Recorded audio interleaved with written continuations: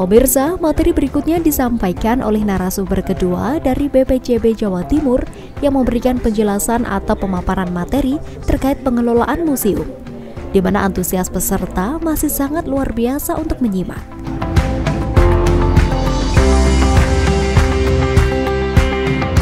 Nah, tugas museum secara inti ada 3 hal. Pertama untuk bidang pendidikan, yang kedua untuk pengkajian, dan ketiga adalah untuk kesenangan. Nah, ini mungkin yang paling sering di sini mungkin di pendidikan. Tadi disampaikan bahwa di sebelah mana itu? Utara masih ada lahan kosong, kedepannya itu menjadi bagian dari bangunan museum. Mudah-mudahan ada ruang khusus, ruang publik di mana nanti pengunjung itu bisa melakukan aktivitas bersenang-senang. Tugas pengkajian ini setahu saya sudah dilaksanakan juga. Misalnya kemarin kita ada kegiatan seminar bagaimana beberapa pihak dimintai bantuan untuk mengidentifikasi jenis-jenis koleksi tertentu, dipublikasikan kepada warga, kemudian itu menjadi bahan untuk nanti penataan koleksi kedepannya, alur kisah kedepannya. Bagaimana storyline atau alur kisah yang di dalam ini saat ini bisa kita lihat, itu juga tentu hasil pengkajian. Tidak semata-mata asal pasang saja. Pasti ada proses riset di situ. Jadi secara umum mungkin yang 2 ini sudah terlaksana di Museum Daerah Kabupaten Tulungagung. Yang ketiga ini nanti menyusul.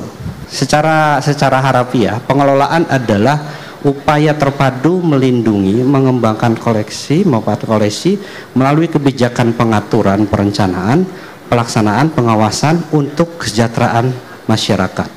Jadi pengelolaan itu selalu berkaitan dengan perencanaan, ada pelaksanaannya, dan ada pengawasannya. Ketika pengawasan ini dilakukan, akan dilihat, akan dievaluasi mana hasil perencanaan dan pelaksanaan yang masih kurang. Akan diberikan rekomendasi perbaikannya sehingga siklusnya tetap berputar. Akan ada rencana baru, akan ada pelaksanaan revisi, kemudian akan ada pengawasan lagi. Jadi prosesnya adalah siklus, sebuah siklus. Yang berikutnya tujuannya adalah untuk memanfaatkan dan mengembangkan sumber daya budaya secara terkendali. Nah, tadi dicontoh di foto yang dari Mas Andi, bagaimana sebuah koleksi atau banyak koleksi itu di dalam satu ruang hanya dijejer-jejer. Kemudian nanti kalau ada orang pengunjung, nanti berjalan di antara koleksi itu. Jadi berjejalan. Nah, ada risiko bagaimana koleksi itu tersenggol, itu nanti jatuh. Nah, itu adalah salah satu contoh pemanfaatan yang tidak terkendali. Dengan adanya alur kisah yang sudah dibentuk saat ini, bagaimana rute jalan pengunjung itu sudah diatur. Itu yang disebut dengan terkendali, sehingga resiko bagaimana koleksi tersenggol, tersentuh oleh pengunjung secara tidak sengaja, itu sudah diperhitungkan, diminimalisir. Kemudian tujuan umum pengelolaan berikutnya adalah meningkatkan kesejahteraan masyarakat melalui sumber daya budaya. Ini adalah promosi. Jadi museum ini harus aktif melakukan kegiatan promosi, entah ke sekolah-sekolah, ke masyarakat secara umum, atau mungkin lewat website, lewat medsos, sekarang seperti itu.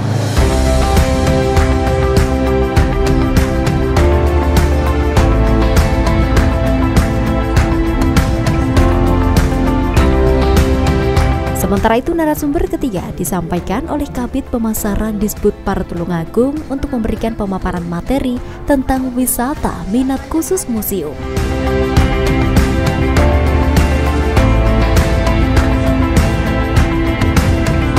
Di sisi ada media elektronik, kami juga menyediakan media cetak. Media cetak, barangkali Bapak Ibu yang tidak bisa membuka elektronik bisa untuk membaca daripada buklet atau leaflet yang ada di Disbudpar Tulungagung. Aktivitas pariwisata itu ada 2, pariwisata massal dan pariwisata minat khusus. Kebetulan yang kita bicarakan di sini adalah pariwisata minat khusus. Apa pariwisata massal. Otomatis kalau namanya sudah massal itu bersama-sama, berarti tujuan penjenengan ke tempat wisata itu secara kekeluargaan, secara keluarga, rombongan, itu massal. Tetapi kalau minat khusus ini person, di mana penjenengan mendatangi tempat wisata itu pasti punya niat, pasti punya pingin ada kajian dan sebagainya. Ada 7 sektor wisata minat khusus. Nah, nih yang kita bahas hari ini sektornya wisata sejarah dan budaya. Ini yang dibahas hari ini. Tetapi yang lainnya wisata alam dan ekowisata, wisata cruise and ship. Ini apa maksudnya? Wisata yang menggunakan kapal layar. Jadi wisata ke pantai, ke laut, tetapi penjenengan itu dengan menggunakan kapal pesiar seperti itu. Wisata kuliner dan belanja. Ini kok dikategorikan minat khusus, kenapa Bu? Ya pasti. Penjenengan kalau wisata kuliner kan pengen dahar apa begitu kan? Nah, ini sudah punya niat wisata minat khusus. Wisata olahraga dan kreasi, wisata meeting event. Ini apa maksudnya? Penjenengan ada kegiatan meeting, penjenengan ada kegiatan di suatu hotel yang di situ misalkan membuat MGMP ya, membuat soal atau membuat kesepakatan apa, itu menggunakan hotel. Di hotel itu pasti ada perjalanan setelah penjenengan bekerja.